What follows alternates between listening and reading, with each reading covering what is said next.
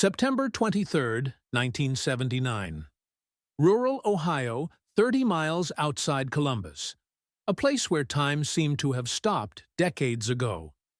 Michael Henderson was a real estate developer who'd made a career out of finding forgotten properties and turning them into something profitable.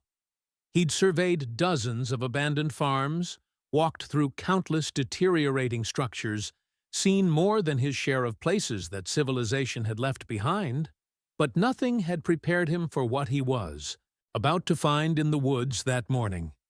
The property had been on the county records as abandoned since 1952.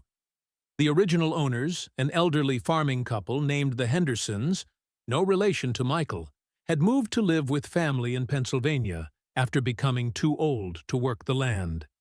They'd left everything behind, planning to return someday to settle affairs. But that day never came. By the time they both passed away in the early 60s, the farm had been forgotten, claimed by the state for unpaid taxes, and left to decay in bureaucratic limbo. Michael had purchased the property at auction for a fraction of its value, seeing potential in the land, if not the structures.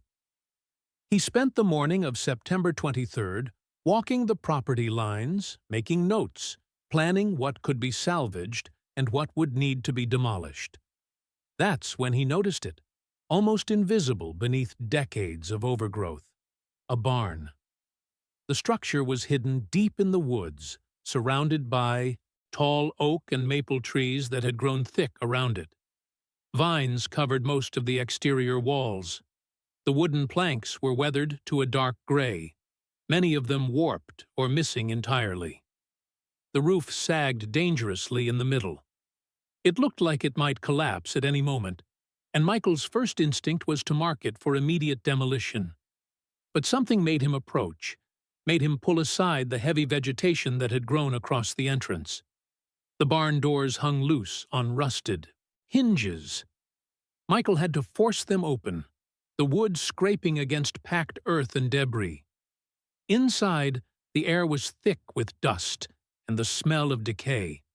Shafts of light filtered through gaps in the roof and walls, illuminating particles that danced in the still air. The floor was covered in leaves, animal droppings, and the remnants of old farm equipment long since rusted beyond recognition. And there, in the shadows at the back of the barn, partially obscured by fallen beams and years of accumulated debris, was a car. Not just any car. A Chevrolet Fleetmaster, the kind that had been popular in the late 1940s. Navy blue paint, though faded and covered with such a thick layer of dust and grime that Michael couldn't be sure of the original color. The chrome bumpers were dulled with corrosion. The white wall tires had long since deflated and rotted. The car sat at an odd angle, as if it had been parked hastily and never moved again. Michael walked closer, his footsteps echoing in the empty barn. He could see now that vegetation had grown up through the floorboards around the car, weaving between the tires as if nature was slowly reclaiming it. The car was completely motionless, frozen in time, a relic from a world that no longer existed. He wiped a hand across the driver's side window, clearing away years of dirt. What he saw inside made him step back quickly, his heart suddenly pounding. There was someone in the car, or rather, there had been someone. What remained was barely recognizable as human, but the skull was unmistakable, still wearing a fedora hat that had somehow survived the decades. The skeleton was still in the driver's seat, hands resting in what would have been on the steering wheel, as if the person had simply sat down for a moment and never gotten back up. Before we continue with this mystery, make sure you're subscribed to this channel and hit that notification bell. What happened in that barn in 1950 involves a successful businessman, a family torn apart by uncertainty, and a secret that would remain hidden for 29 years. By the end, you'll understand how easily a person can vanish, even in plain sight. The questions that haunted investigators in 1979 were simple but devastating. Who was in that car? How had they ended up in an abandoned barn deep in the woods? And why had no one found them for nearly 3 decades? The answers would shock a community and reopen a case that everyone had long since given up on solving. To understand the magnitude of what was discovered in that barn, you need to understand who Christopher Jones was, not the successful businessman whose name appeared in the Columbus newspapers, not the respected member of the Rotary Club, the man, the father, the human being whose disappearance in 1950 would devastate a family and baffle investigators for decades. Christopher Jones was 42 years old in the autumn of 1950, at the height of his success and seemingly at the peak of his life. He stood 6 feet 1 inch tall, which made him taller than average for his generation, and he carried himself with the confidence of a man who'd built something from nothing. His hair was dark brown, kept neatly trimmed in the style of the era, with a slight wave that he'd tried unsuccessfully to tame with pomade since his teenage years. His eyes were gray-blue, the kind that seemed to change color depending on the light, and they had a quality his wife Margaret would later describe as always calculating, always planning the next move. He had strong features, a prominent nose, a square jaw, and a slight cleft in his chin that both his daughters had inherited. In photographs from that time, Christopher always looked serious, even stern, as if smiling for the camera was frivolous. But people who knew him said he had a warm smile when he chose to show it, usually reserved for his family and close friends. Christopher was born in 1908 in a small town in western Pennsylvania, the son of a coal miner who died of black lung when Christopher was just 14. That loss, Margaret would later say, shaped everything about him. He'd seen poverty, seen what happened to men who worked with their hands and their backs, and he'd decided at a young age that he would build a different life for himself. After his father's death, Christopher was raised primarily by his older sister, Maria, who was 12 years his senior. She worked as a seamstress to support them both, sacrificing her own dreams to keep Christopher in school.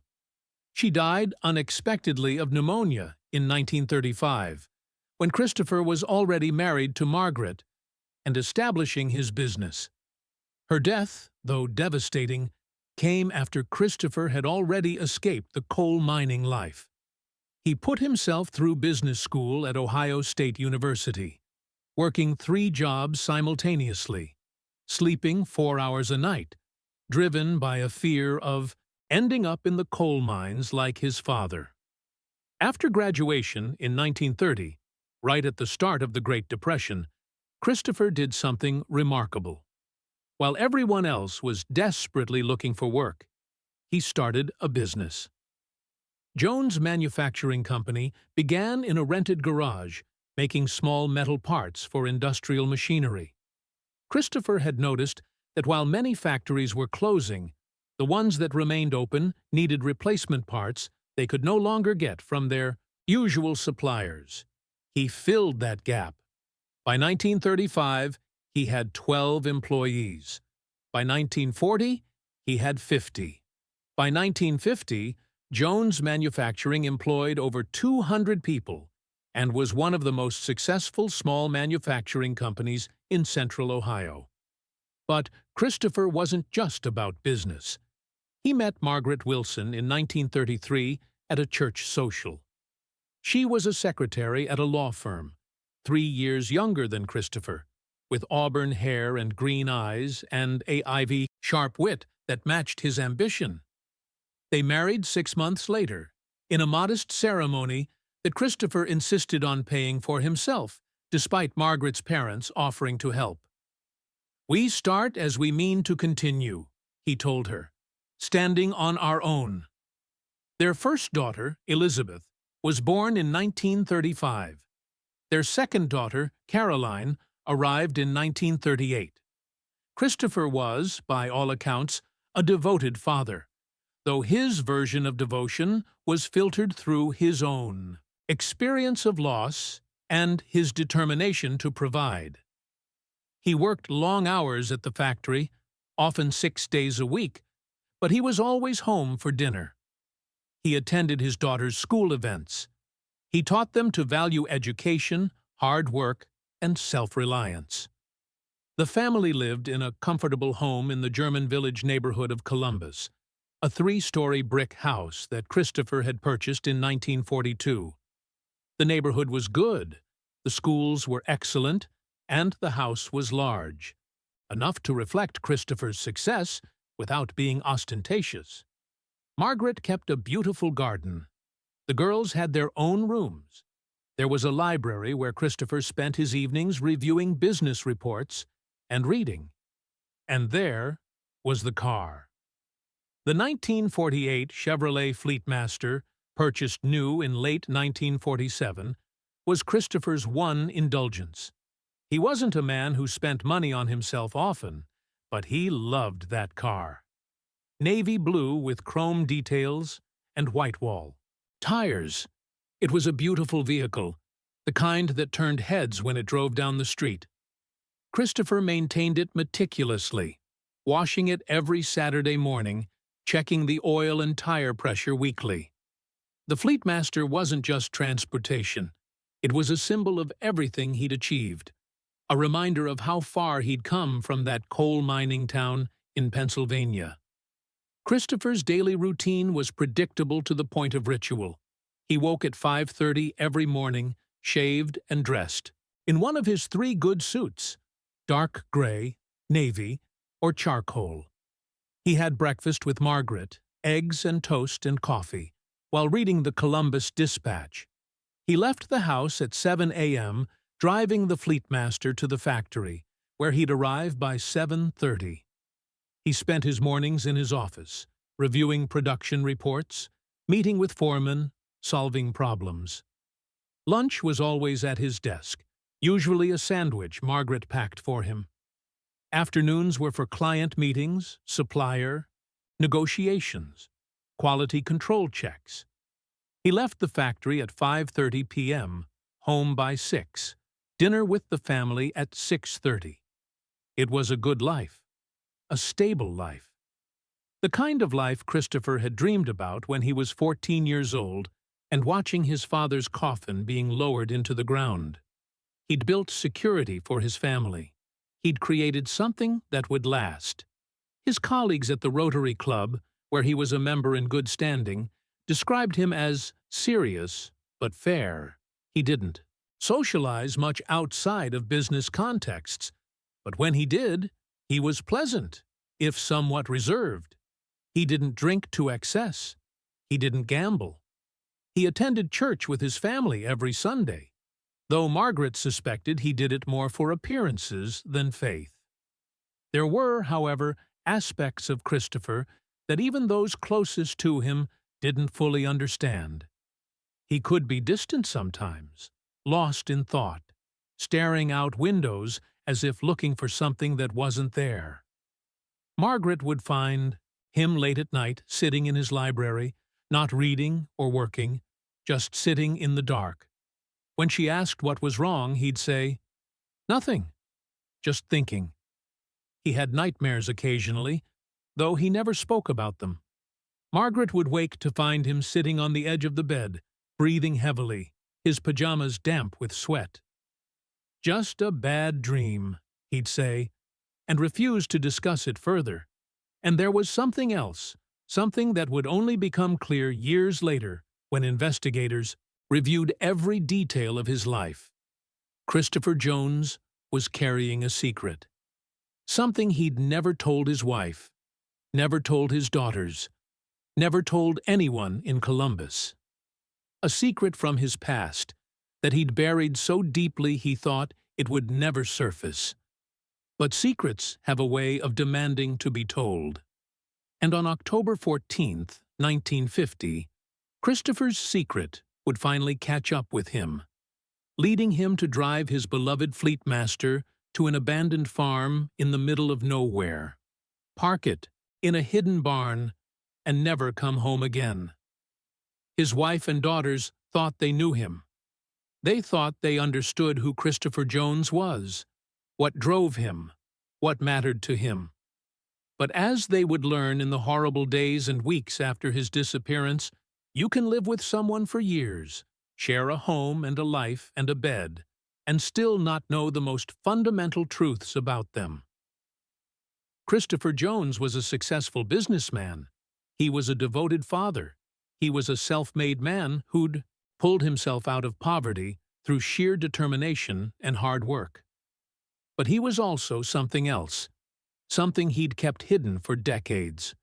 And that hidden truth would cost him everything. October 14th, 1950. A Friday. The kind of crisp autumn day that made Columbus, Ohio, feel like the best place on earth. The leaves were turning brilliant shades of red and gold. The temperature was in the low 60s. The sky was clear and blue. It should have been an unremarkable day, just another Friday in just another week. Instead, it was the day Christopher Jones vanished. The morning started normally. Christopher woke at 5:30, as always. He shaved, dressed in his charcoal gray suit, had breakfast with Margaret. The Columbus Dispatch that morning carried stories about the Korean War, about President Truman, about local politics.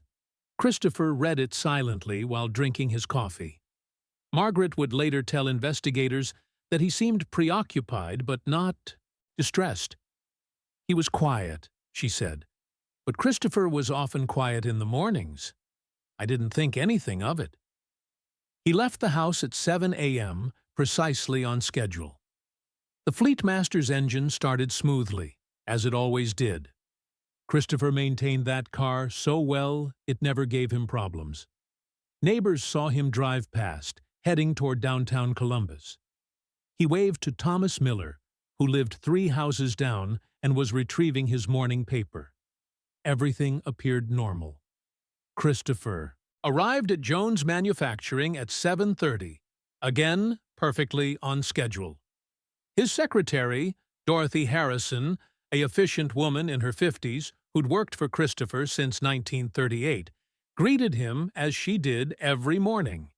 He asked her to hold his calls until 9 a.m., saying he had paperwork to catch up on.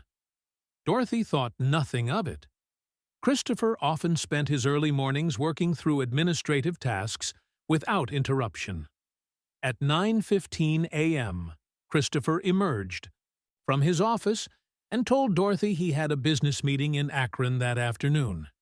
He needed to leave by 2:30 p.m. to arrive on time. Dorothy made a note in her appointment book, though she was puzzled because Christopher usually scheduled such meetings through her, and she had no record of anything in Akron. When she asked if she should call ahead to confirm, Christopher said, "No need. I've already confirmed it myself." The rest of the morning proceeded normally. Christopher met with his production manager at 10 a.m. to discuss a large order from a client in Cleveland. He reviewed quality control reports at 11 a.m. He ate lunch at his desk at noon, the sandwich Margaret had packed for him.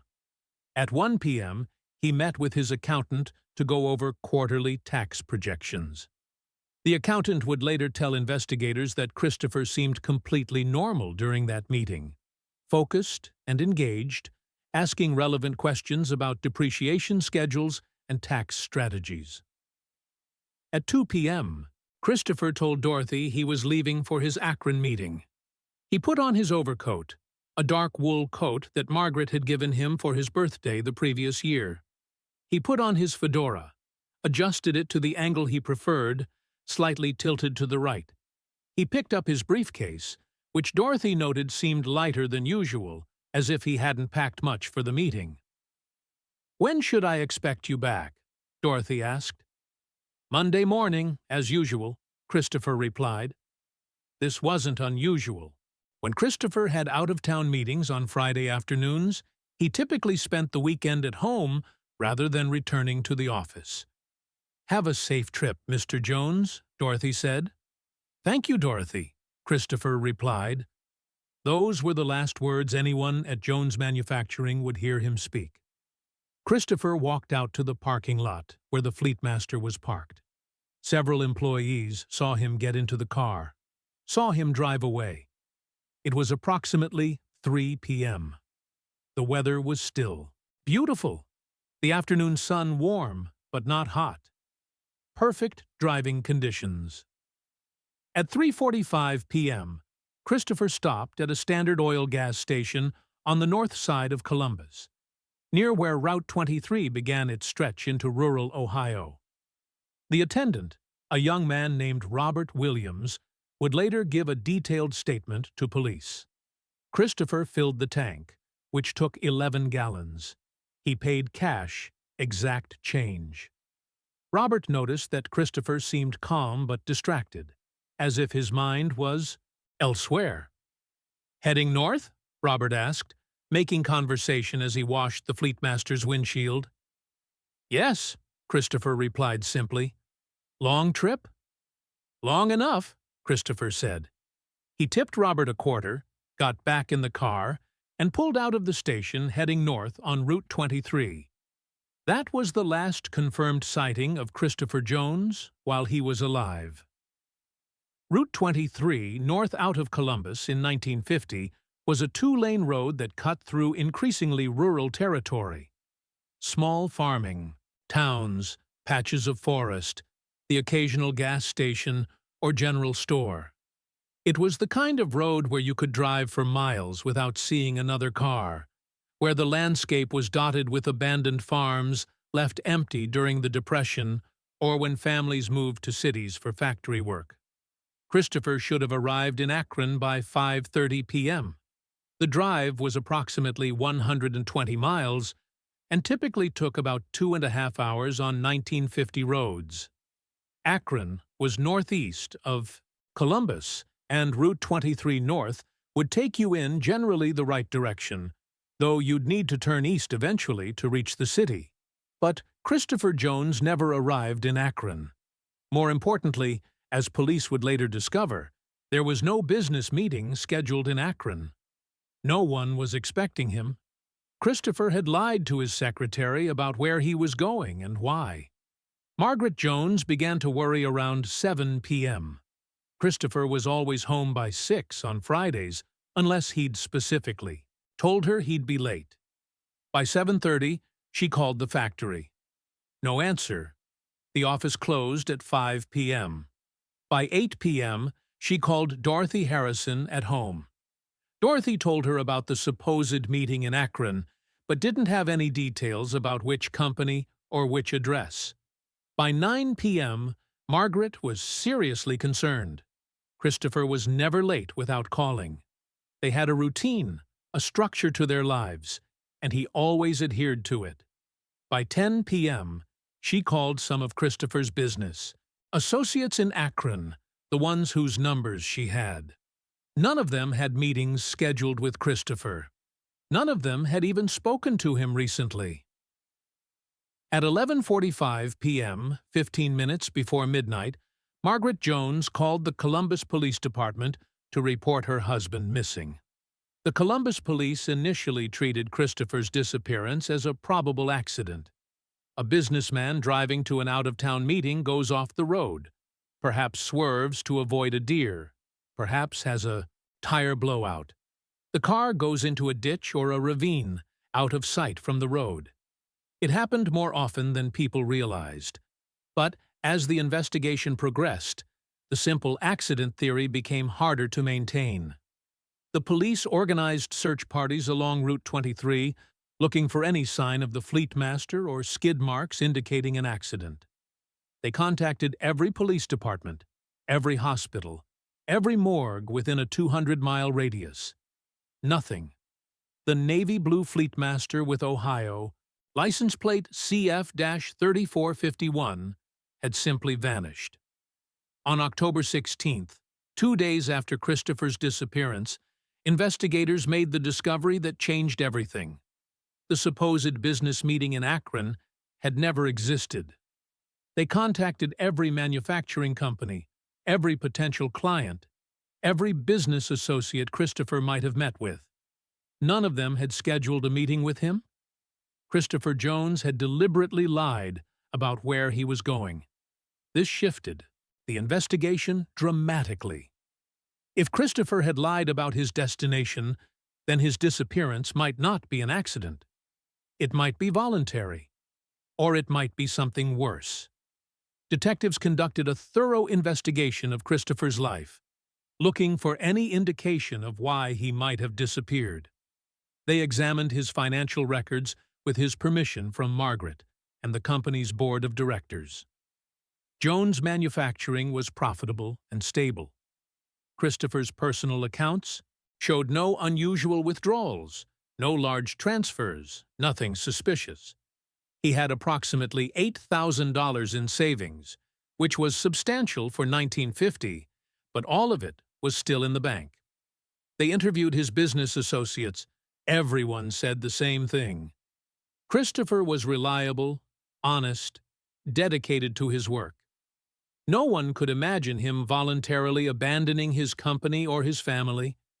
Several people mentioned that he'd seemed slightly distracted in recent weeks, but nothing that raised serious concerns. They investigated the possibility of an affair. Perhaps Christopher had been meeting a mistress, not going to Akron at all. But they found no evidence of this, no unexplained charges, no suspicious phone calls, no reports from anyone who'd seen Christopher with another woman. Margaret insisted her marriage was solid, and friends confirmed they'd never seen any indication of problems between Christopher and Margaret. They looked into his personal background, and this is where things got interesting. Christopher Jones had been born Christopher Kowalski in Pennsylvania. He'd legally changed his name in 1928 when he enrolled at Ohio State, Americanizing it from the Polish original. This wasn't unusual for that era. Many immigrants and children of immigrants changed their names to avoid discrimination. But it raised questions. What else from Christopher's past might he have been hiding? Investigators contacted authorities in Pennsylvania asking about Christopher Kowalski's background. What they learned was tragic, but not particularly suspicious. Christopher's father, Joseph Kowalski, had worked in the coal mines and died of black lung disease in 1922 when Christopher was 14. Christopher's mother had died of influenza in 1918 during the pandemic when Christopher was only 10. Christopher had been raised from age 14 onward by his older sister Maria, who'd worked as a seamstress to support them. Maria had died of pneumonia in 1935. There was nothing in his Pennsylvania background that explained his disappearance. By November 1950, 1 month after Christopher vanished, the investigation had reached a dead end. The FBI was brought in because of the possibility that Christopher had crossed state lines, either voluntarily or through foul play. They conducted their own investigation, but found nothing that local police hadn't already discovered. Theories proliferated. Some people thought Christopher had been murdered, his body hidden, his car stolen. But there was no evidence of this, no motive, no suspects. Some thought he'd suffered a mental breakdown and was wandering confused somewhere, but searches of wooded areas, interviews at hospitals and asylums yielded nothing. Some thought he'd staged his own disappearance to start a new life somewhere, perhaps with a secret family, or to escape some unknown problem. But again, no evidence supported this. The most persistent theory, the one that seemed most likely to investigators, was that Christopher had driven off Route 23 somewhere between Columbus and where he'd actually been headed, wherever that was. The car had gone off the road into a ravine or into a body of water, perhaps at a location where it wasn't visible from the road. Ohio had plenty of rural areas with ravines, creeks, and small ponds where a car could sink and remain undiscovered for years. But extensive searches of areas along Route 23 found nothing. Divers checked ponds and creeks. Volunteers walked through fields and forests. The Ohio State Highway Patrol flew aerial surveys of the route, looking for any glint of metal that might be a car in the woods. Nothing. Margaret Jones was devastated. She'd lost her husband, but without a body, without any clear evidence of what happened. She couldn't even properly mourn. The not knowing was torture. Was Christopher dead? Was he alive somewhere, suffering from amnesia? Had he chosen to leave? Every scenario was horrible in its own way. The daughters, Elizabeth and Caroline, aged 15 and 12 respectively, struggled to understand what had happened to their father. Classmates asked questions they couldn't answer. Well-meaning people offered theories that only made things worse. The family became somewhat isolated, known as the Jones family, whose father disappeared. Jones Manufacturing continued operating under the management of Christopher's business partner, Edward Sullivan, who owned 20% of the company. Sullivan had worked with Christopher since 1935 and knew the business well. But the company suffered without Christopher's leadership. Employee morale dropped. Some clients moved their business elsewhere, uncomfortable with the uncertainty. The factory that had employed over 200 people began slowly contracting. In June 1951, 8 months after the disappearance, Margaret Jones made the difficult decision to petition the court for a temporary legal designation that would allow her to manage the business and family finances in Christopher's absence. This was different from declaring him deceased. It was a legal mechanism that allowed her to act on behalf of the missing person for business purposes. The court granted the request with the understanding that it was provisional and that Christopher remained legally alive unless proven otherwise.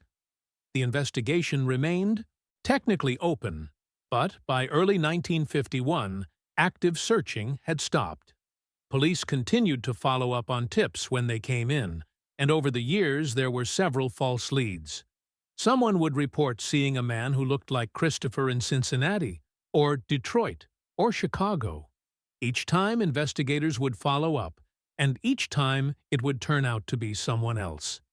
In 1957, 7 years after Christopher's disappearance, Margaret Jones petitioned the court to have him declared legally dead in all respects. The court granted the request. Christopher Jones was officially deceased, even though no body had been found, even though no one knew for certain what had happened to him. Margaret never remarried. She raised her daughters alone, sold Christopher's stake in Jones Manufacturing to Edward Sullivan, and lived quietly in the German village house until her death in 1976.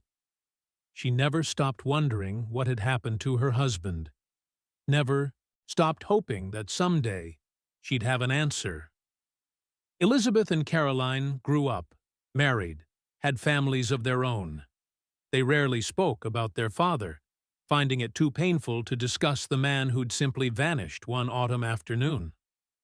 The story became family lore, the kind of tragedy that gets mentioned at gatherings but never examined too closely, because the wounds, even decades old, still hurt.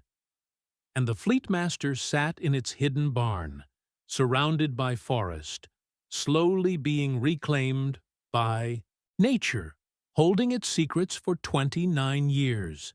29 years during which the world changed dramatically. Presidents came and went. Wars were fought. Technology advanced. The 1950s became the 60s, became the 70s. And through it all, Christopher Jones sat in his car in that barn, waiting to be found, waiting for someone to finally tell his story.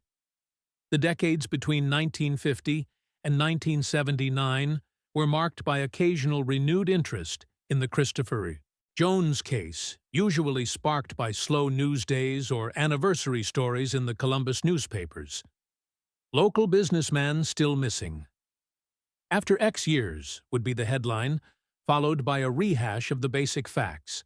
Successful man, loving family, drove away one day and never came back. The articles would quote Margaret, or later the daughters, all saying variations of the same thing. We just want to know what happened. We just want closure. But closure seemed impossible. Without a body, without any physical evidence, without any witnesses to what happened after Christopher drove away from that gas station, there was nowhere for the investigation to go.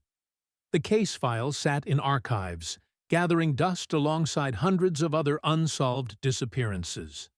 Margaret Jones had tried to move forward with her life, while never quite letting go of the past. She'd kept Christopher's library exactly as he'd left it, his books on the shelves, his reading chair by the window, his desk with its neat piles of business reports from October 1950. For years, she'd kept the master bedroom unchanged too, Christopher's clothes still in the closet, his toiletries still in the bathroom. Only in the early 60s, at her daughter's urging, did she finally pack away his belongings. She never dated, never even seemed to consider the possibility of meeting someone else. When friends gently suggested she might want to think about companionship, she'd say, "I'm still married. Christopher's still my husband." Legally, he wasn't. Not after 1957. But in her heart, she never stopped being Mrs. Christopher Jones. Elizabeth, the older daughter, went to Ohio State University, her father's alma mater, and studied education. She became a teacher, married a man named David Peterson in 1958, and had 3 children. She built a good life, but she rarely spoke about her father. When her own children asked about their grandfather, she'd show them a photograph and say, "He was a good man who loved his family very much." She didn't talk about the disappearance. It was too painful, and she'd learned that talking about it invited questions she couldn't answer. Caroline, the younger daughter, took a different path. She studied journalism at Northwestern University and later said that her father's disappearance had shaped her career choice. She wanted to understand mysteries, to find answers, to make sense of senseless things. She worked for newspapers in Cleveland and Pittsburgh, becoming an investigative reporter known for her tenacity. She never investigated her father's case professionally. It was too close, too personal, but the absence of him drove everything she did. In the broader community, the Christopher Jones disappearance became one of those local legends that people knew about but didn't think about often.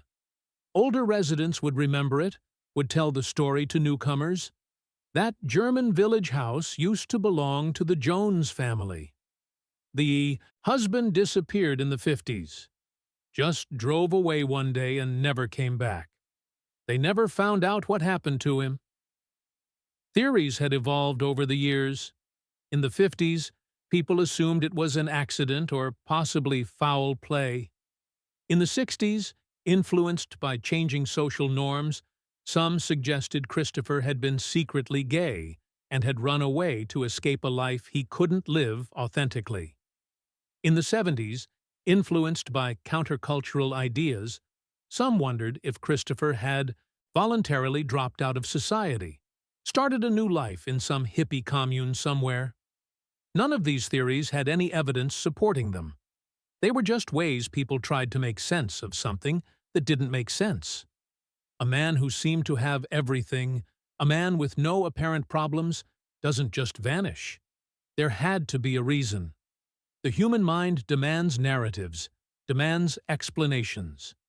The idea that Christopher Jones could simply disappear without explanation was intolerable. Edward Sullivan, Christopher's business partner who'd taken over Jones Manufacturing, occasionally spoke to reporters about Christopher. He described him as a brilliant businessman, a demanding boss, but a fair one, someone who'd built something remarkable from nothing. Christopher Jones was the most organized, most disciplined person I ever knew, Sullivan said in a 1965 interview. For him to just drive away without a plan, without a purpose, that's not the man I knew. Something happened to him. He didn't choose this. But what had happened? That was the question no one could answer. The case attracted attention from amateur sleuths over the years. People who made a hobby of investigating cold cases would occasionally take an interest in Christopher Jones. They'd review the police files, available through Freedom of Information requests. They'd interview family members, if the family members were willing to talk. They'd develop elaborate theories.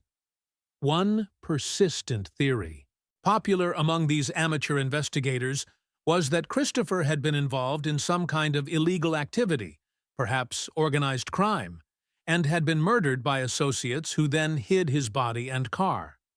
But there was no evidence of this. Christopher's financial records were clean. His business dealings were all legitimate. No one who knew him could imagine him involved in anything illegal. Another theory suggested that Christopher had witnessed a crime and was fleeing for his life, or had been silenced by criminals who didn't want a witness.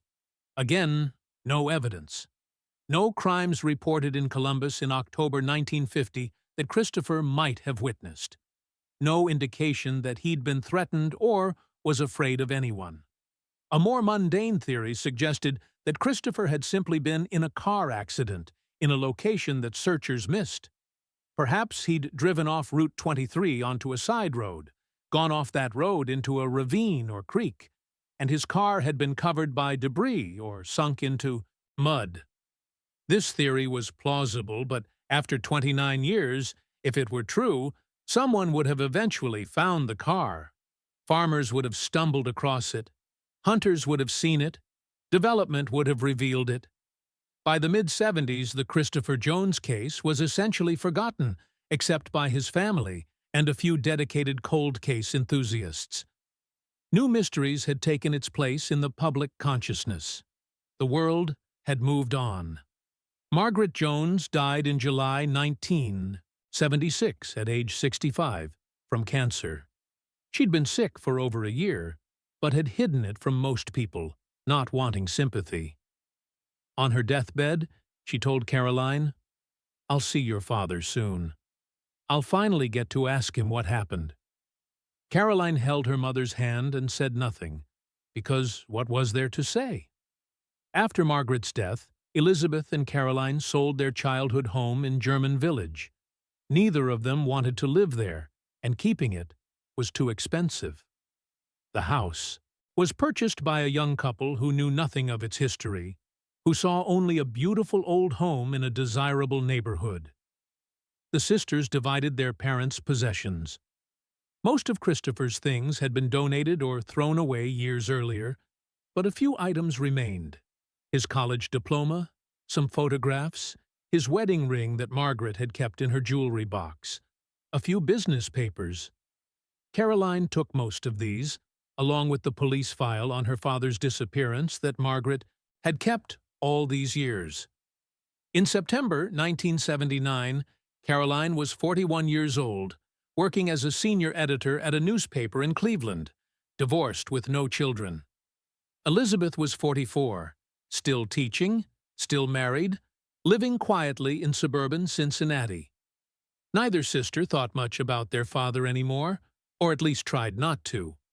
The not knowing had been painful for so long that they'd learned to accept it as a permanent condition. Their father had disappeared. They would never know what happened. That was just the reality they lived with. And then Michael Henderson walked into that barn and found the Fleetmaster. Michael Henderson stood in that barn on September 23, 1979, staring at the skeleton in the driver's seat, and his first coherent thought was that he needed to call the police immediately. But his hands were shaking too badly to pull his car keys out of his pocket, much less drive back to town to find a phone.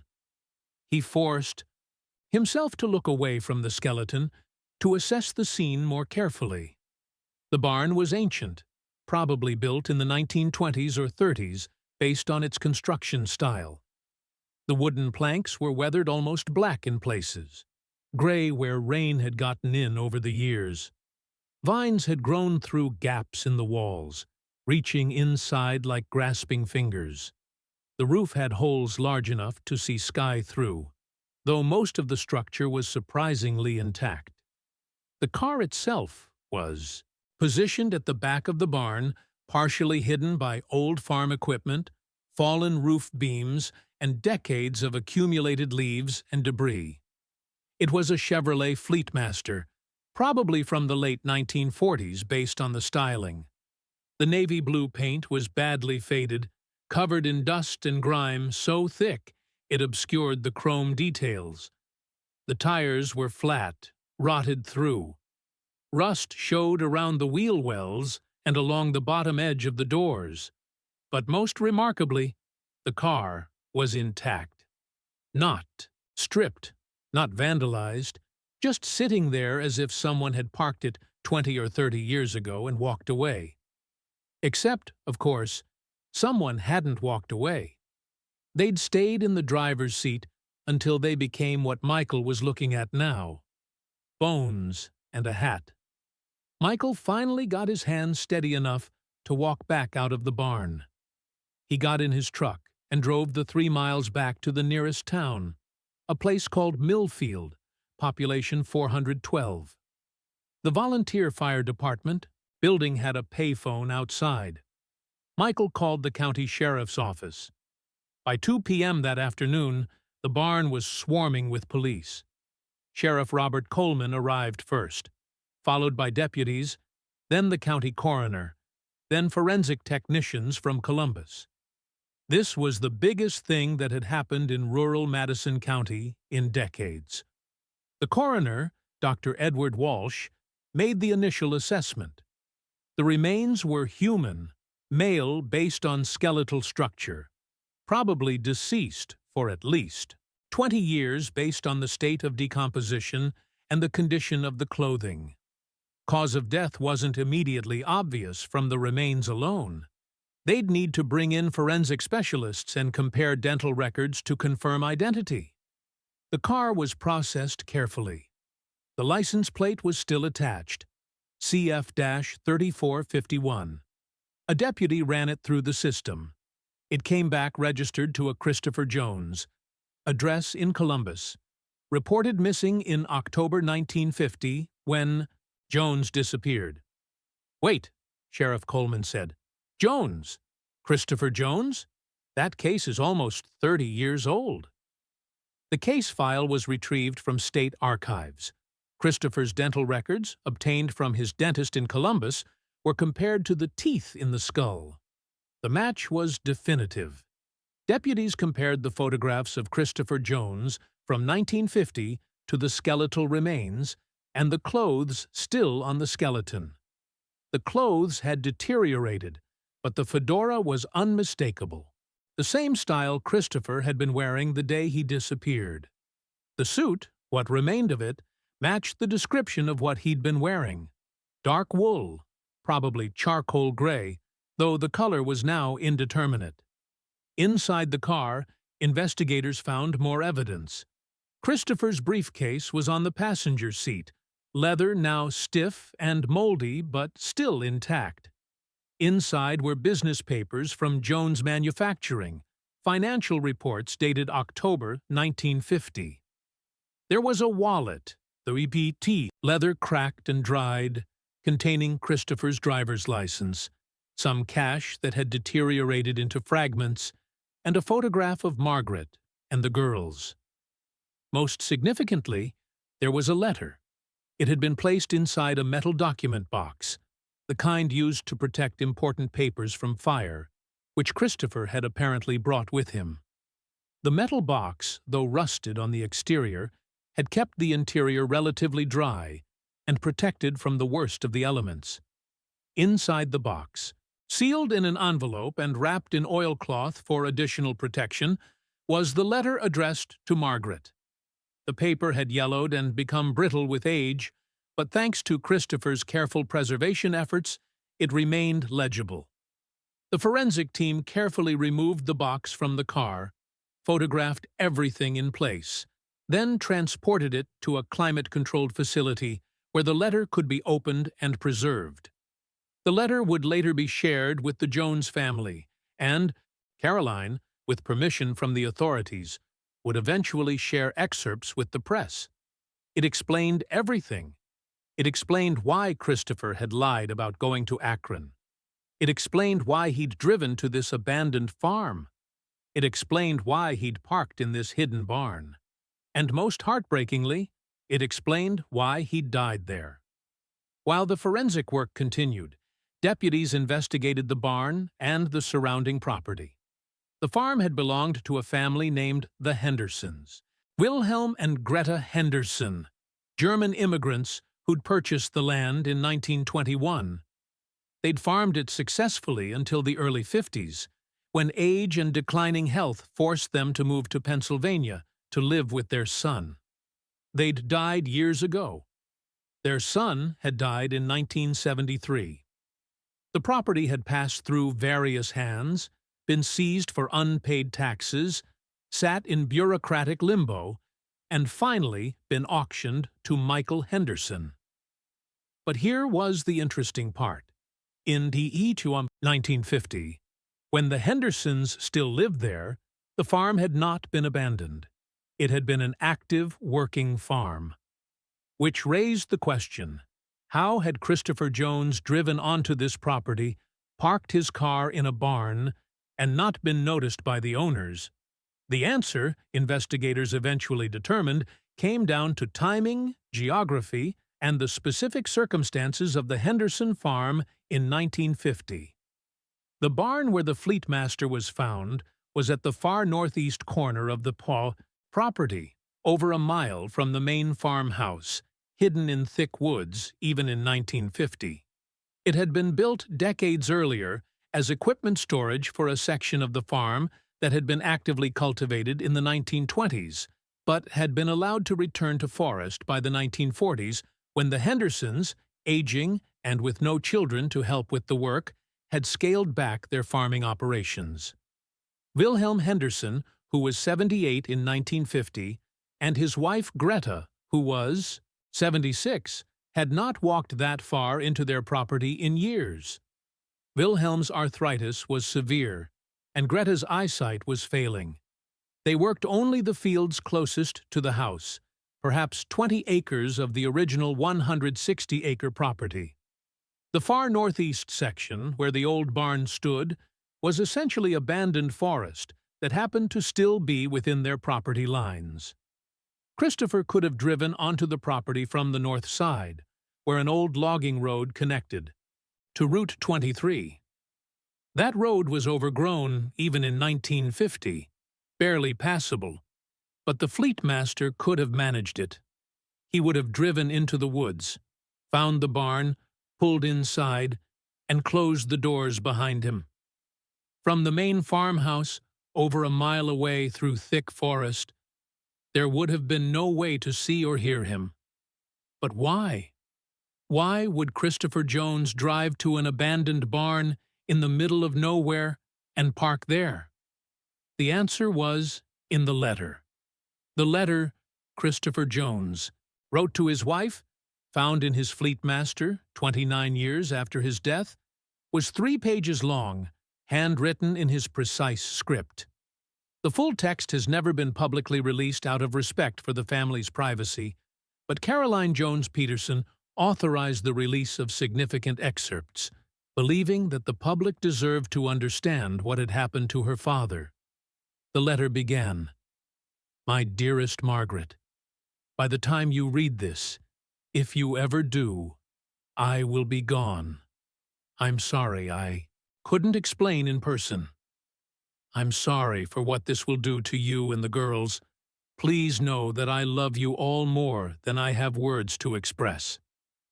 What followed was a confession, not of a crime, but of a secret Christopher had kept since before he'd even met Margaret. a secret he'd carried for over 20 years, a secret that had finally become impossible to bear. In 1928, when Christopher Kowalski had changed his name to Christopher Jones and enrolled at Ohio State University, he'd left behind more than just a name. He'd left behind a wife, a woman named Anna Kowalski, whom he'd married in 1926 when he was 18 and she was 17. Their marriage had been arranged by their families, common in the Polish immigrant community in Pennsylvania at that time. Christopher had married Anna because it was expected, because his older sister Maria, who had been raising him after their father's death, believed marriage would give him stability and keep him from the dangerous mine work that had killed their father. But Christopher hadn't loved Anna. He'd felt trapped by the marriage, trapped by the expectations of his community, trapped by a life he didn't want in a coal mining town. When he received a small inheritance from a distant relative in 1927, enough money to pay for a year of college tuition, Christopher saw an opportunity to escape. He left Pennsylvania, left Anna, changed his name, and built a new life. He'd never legally divorced Anna. He'd simply disappeared, let her think he'd died, or abandoned her, and started over. By 1933, when he met Margaret, he'd convinced himself that his marriage to Anna didn't count, that it had been forced on him, that he'd been too young to be held to those vows. He married Margaret without telling her about Anna, without resolving his first marriage. He'd committed bigamy, though he never thought of it that way.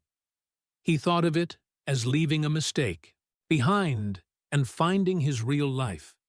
For years, it hadn't mattered. Anna was in Pennsylvania. Christopher was in Ohio. Their worlds didn't overlap. He'd built his business, raised his daughters, lived a good life.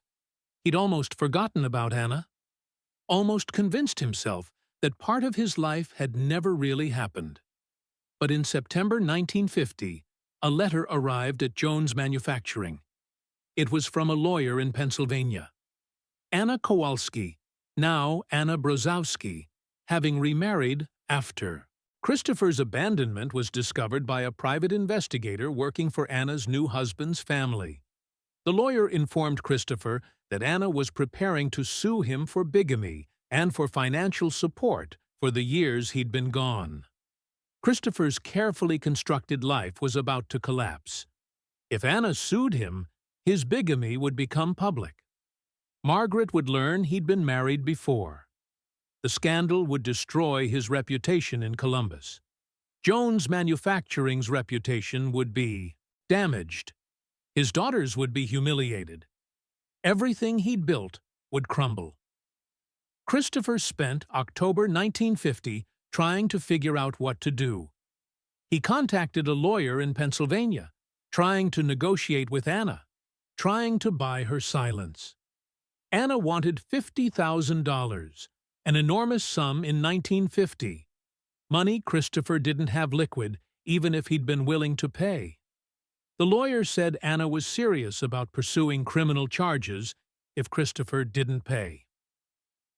On October 14, 1950, Christopher received a telegram. Anna's lawyer was filing papers the following week. Christopher had days, maybe hours, before his world fell apart. In his letter to Margaret, Christopher explained what went through his mind that day. He couldn't face the shame.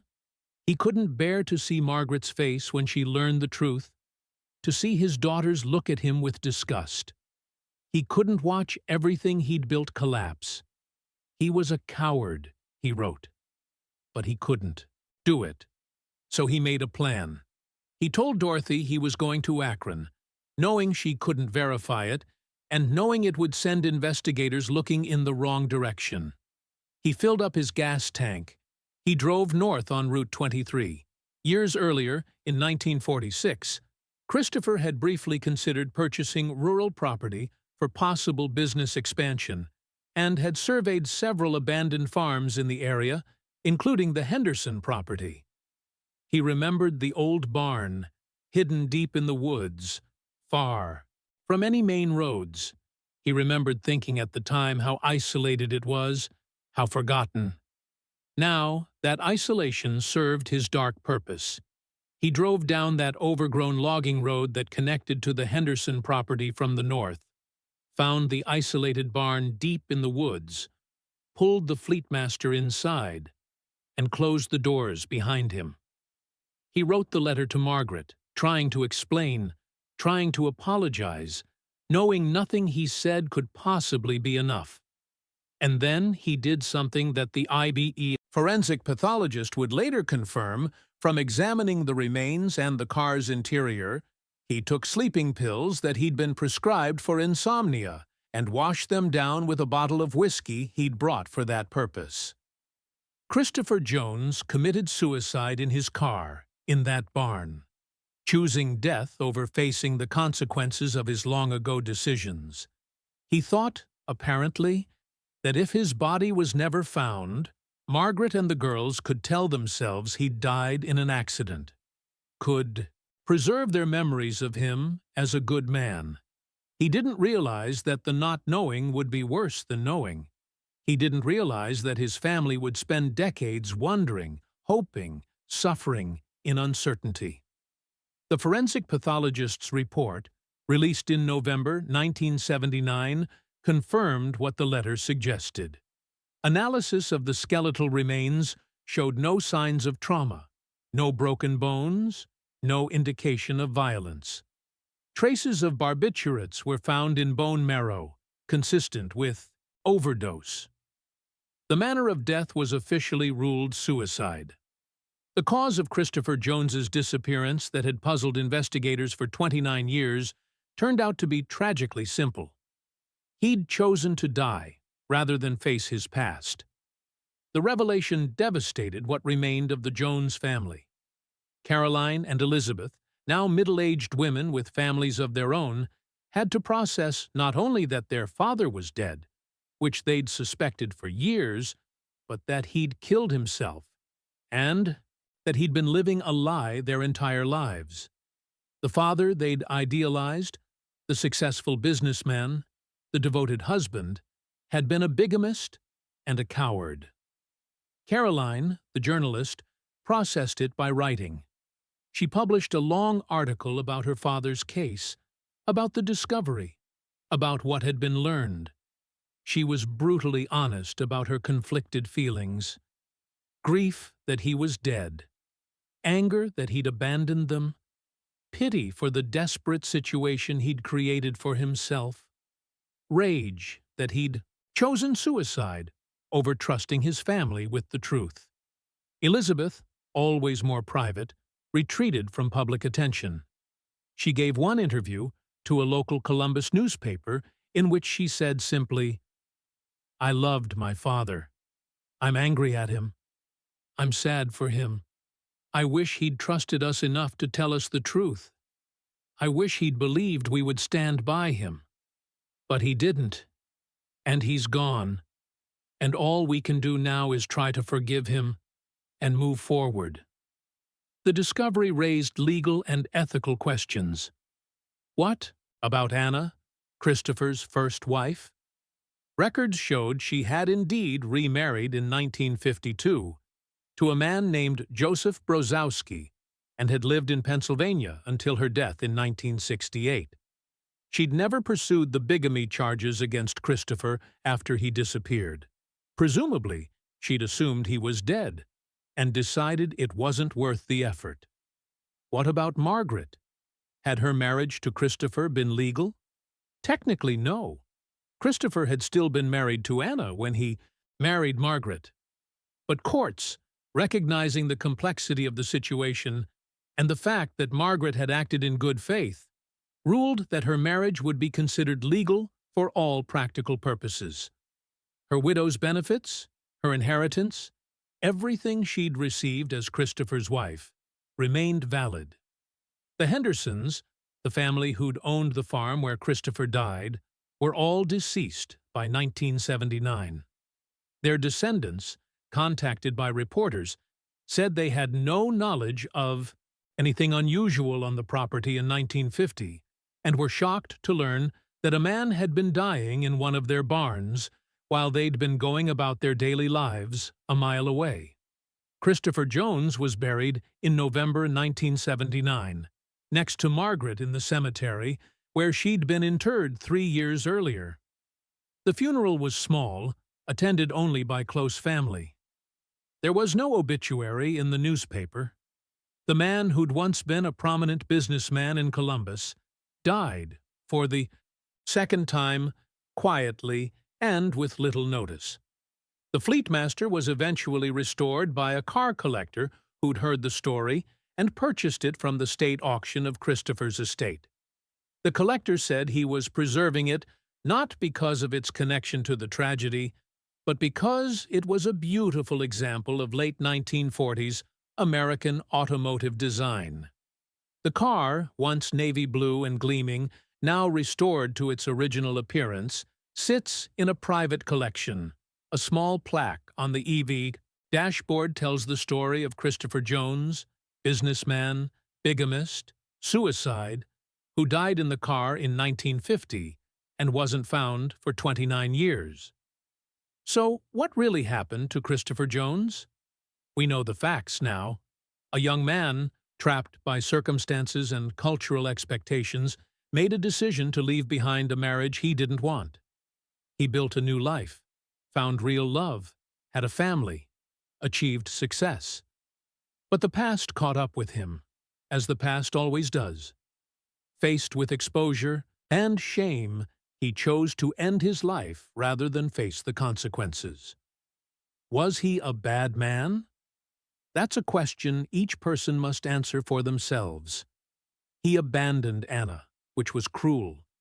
He lied to Margaret for their entire marriage, which was a profound betrayal.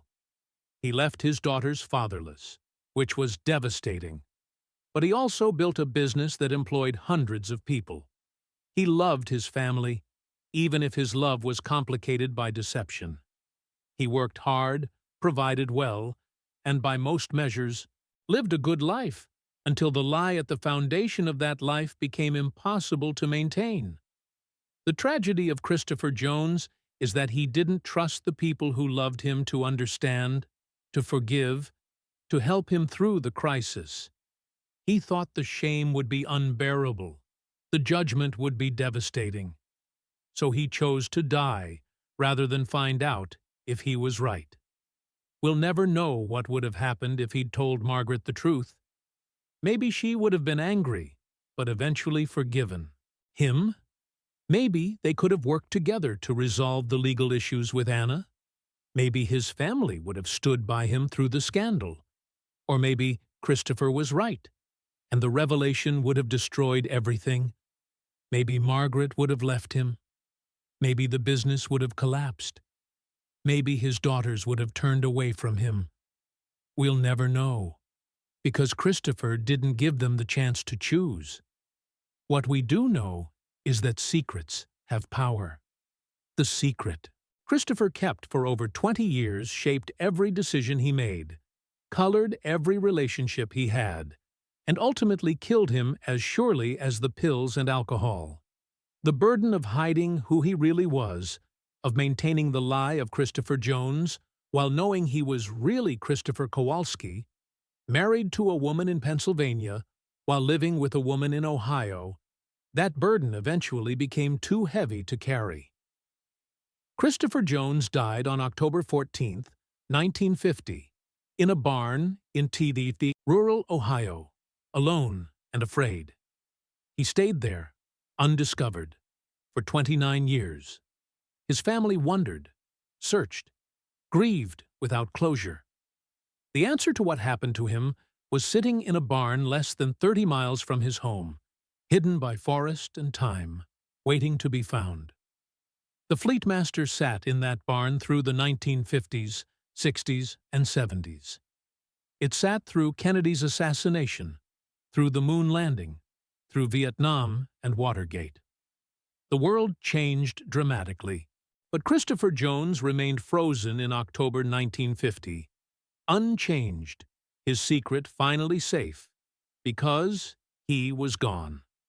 When Michael Henderson opened those barn doors on September 23, 1979, he gave the Jones family what they'd been missing for 3 decades.